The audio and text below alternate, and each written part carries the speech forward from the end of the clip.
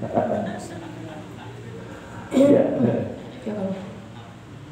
Ini yang saya mau tanyakan tafsir 114 Pak. Hah? 114. 114. Oh ya, mana? Ini menurut dalam lomba-lomba dalam menjalankan kebaikan. Di dalam lomba menjalankan kebaikan itu, kalau dalam kehidupan sehari-hari itu biasanya orang yang kurang berkenan. Kalau berlomba-lomba itu kan berarti siapa yang unggul, siapa yang enggak. Jadi ya kalau dikonotasikan yang negatif seperti itu. Dan seringnya orang-orang yang untuk mengajak berlomba-lomba berbuat baik itu biasanya itu menjadikan orang lain yang merasa terdahului atau yang itu biasanya itu tidak suka dengan dalam berlomba-lomba dalam kebaikan ini untuk mengajak orang lain berbuat baik. Di sisi lain dari berlomba-lomba itu orang yang tidak suka merasa gimana ya, merupakan suatu penyakit atau dalam ketidaksukaan itu.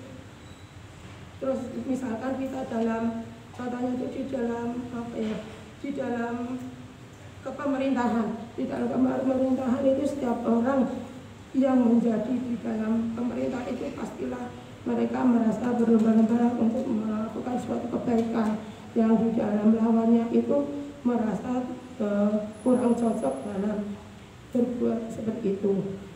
Dan di dalam tidak sukaannya itu biasanya itu akan berkelanjutan terus.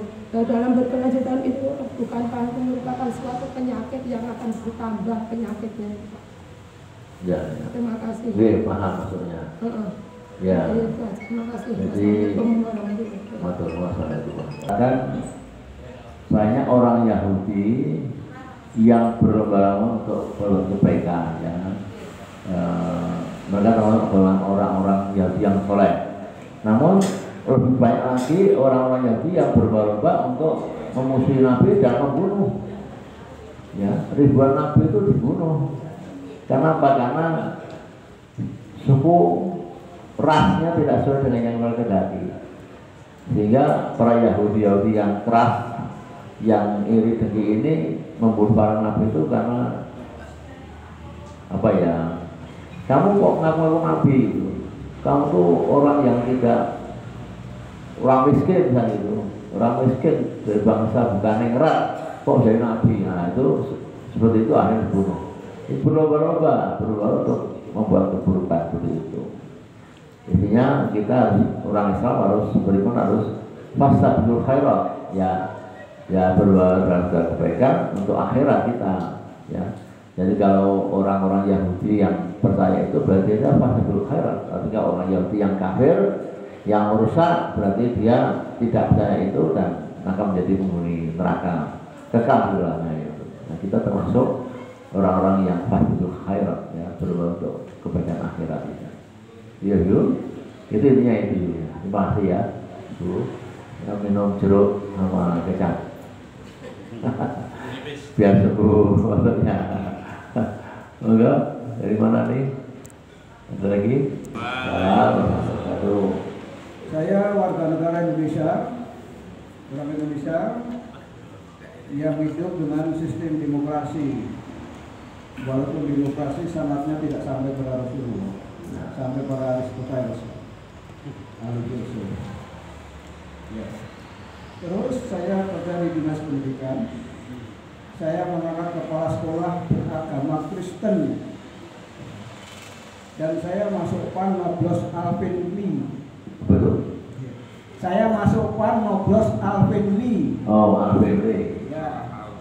Pertanyaannya adalah bagaimana memberlakukan ayat 118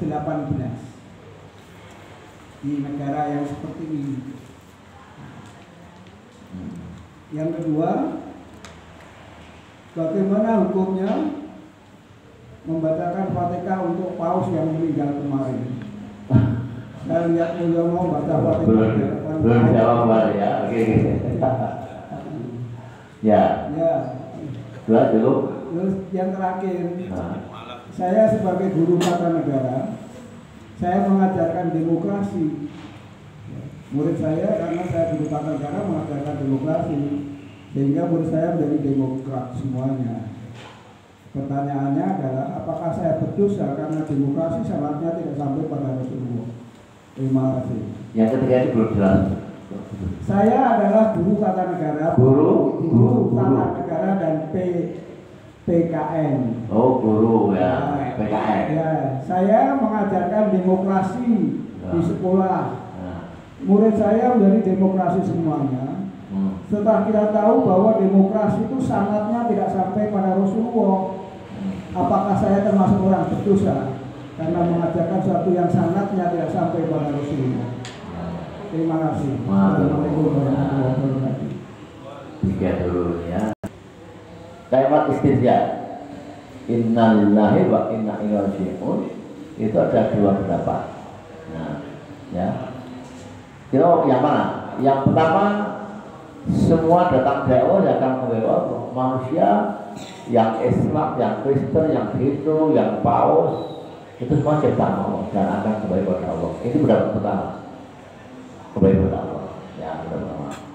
Yang kedua, ulama yang lain bahwa orang yang tidak bertauhid, yang kufur, yang kafir, yang murtad, dia tidak akan kembali kepada Allah. Langsung dibusuk gitu. Artinya malaikat yang mau menaikkan ke lapor pada Allah nggak usah, dah langsung campakkan hukum siksa dia. Nah, jadi kita mau yang mana nih?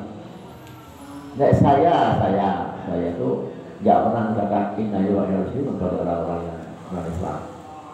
Itu saya. Ya. Karena saya yakin takdirnya itu orang itu nggak akan pada Allah. Dia ingkar pada Allah. Ya. Ketika dia mau lahir, jelas semangat, alas tunduk kau balasahina, bersaksi itu Tuhanku. Tapi ternyata dia suwoyo, ingkar tidak mengenai Allah, maka dia termasuk orang kufur yang tidak akan kembali pada Allah, tapi kembali ke neraka. Tapi kalau orang iman kembali ke Allah, bagus semuanya, bukakan pintu surga, lapangkan kuburnya. Itu yang orang yang bertauhid beriman.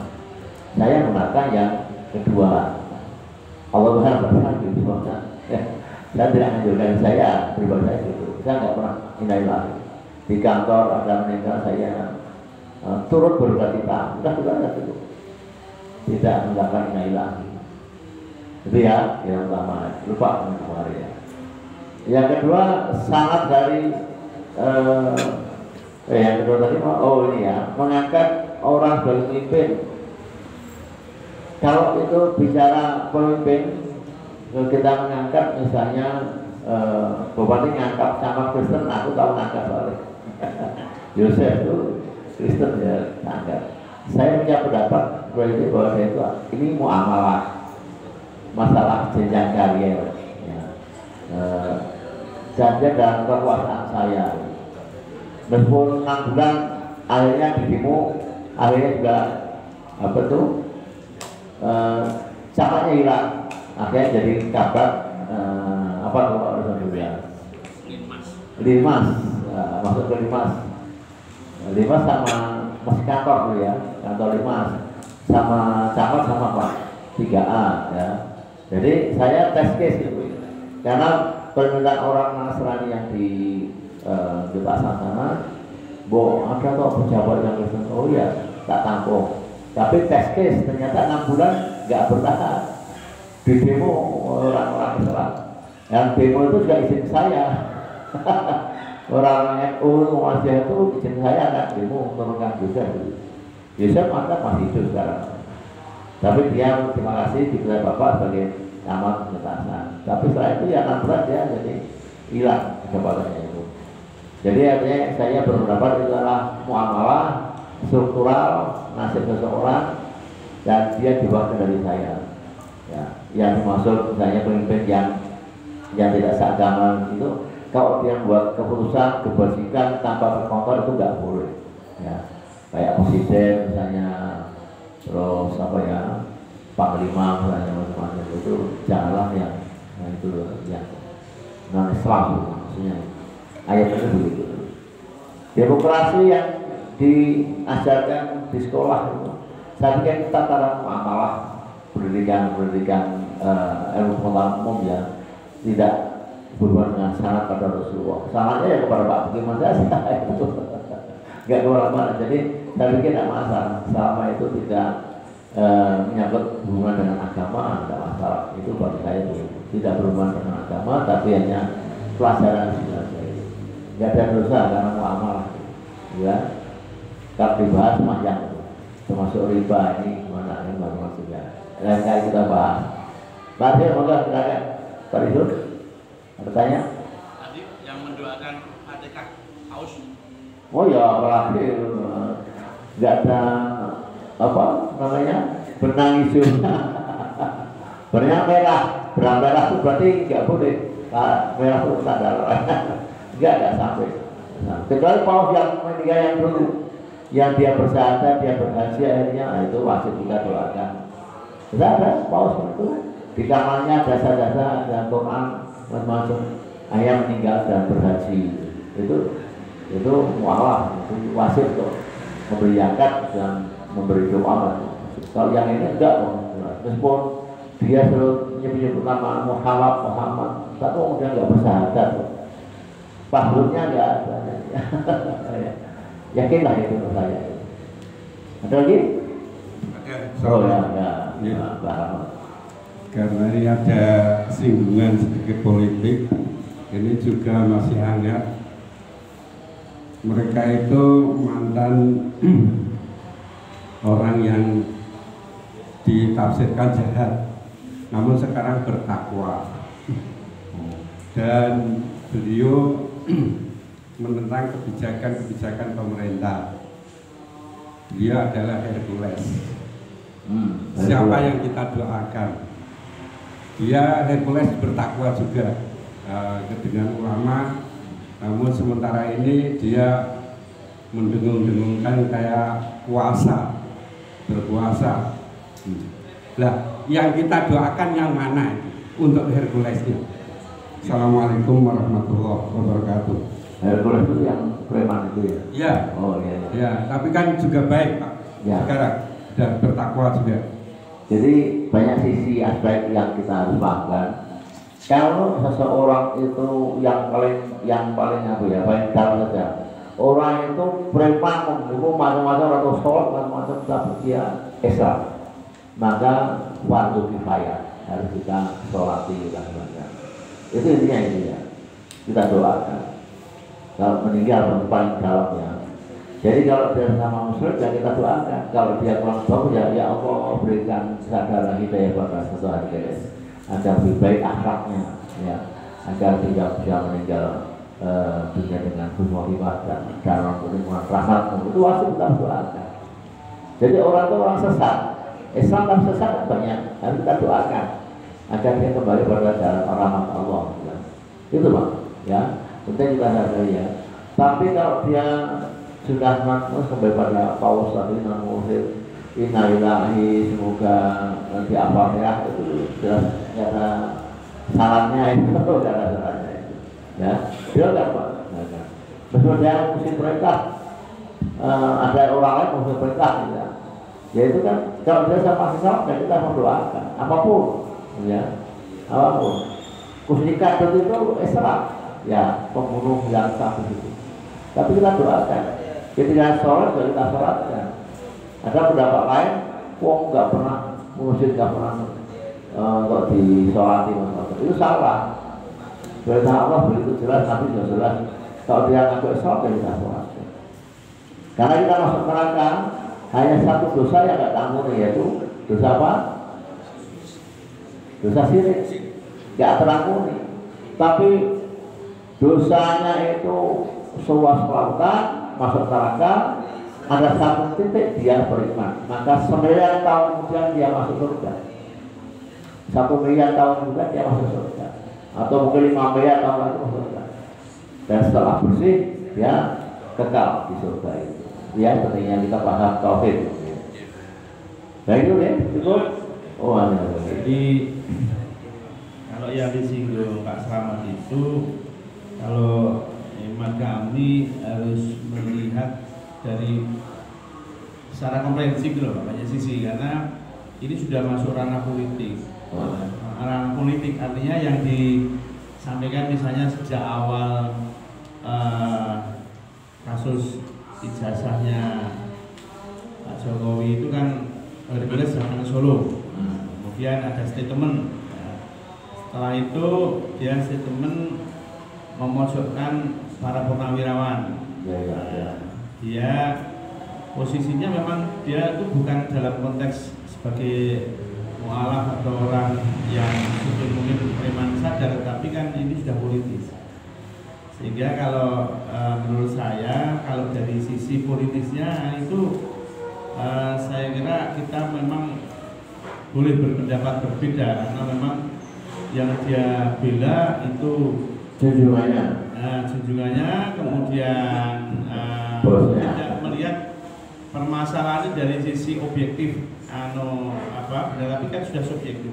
Nah, kalau sebagai ahli muslim ya tetap dia adalah saudara kita, tetapi dari secara politis itu kan kita harus melihat secara beda. Sehingga tinggal sisi-sisinya kita melihatnya. Banyak aspek.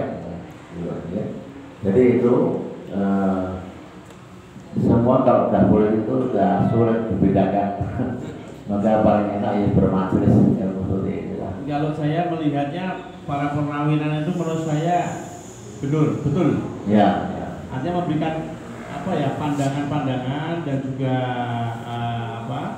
sudah dengan dipertimbangkan lah sekian ratus jenderal, dan para purnawirawan itu kan saya kira bukan orang yang bukan yang kaleng-kaleng, saya kira sudah ada kasihannya.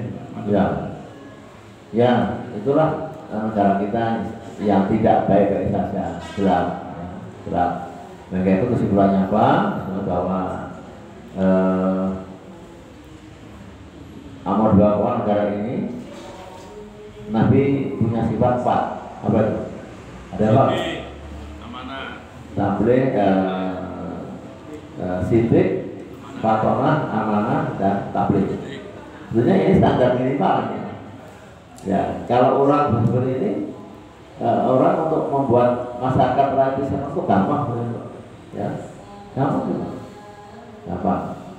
Seperti kemarin Prabowo janji di depan ribuan buruh akan kuhapuskan semuanya outsourcing, ya, akan ada tim pengendali kemakmuran sejahtera pekerja.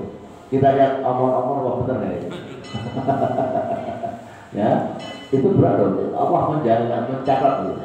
Seorang presiden kepala itu kan omongannya bicara kalau nggak benar lesannya akan susah, dan banyak sekali lesan dia yang sudah dicatat yang tidak benar oleh rakyat, gitu kan.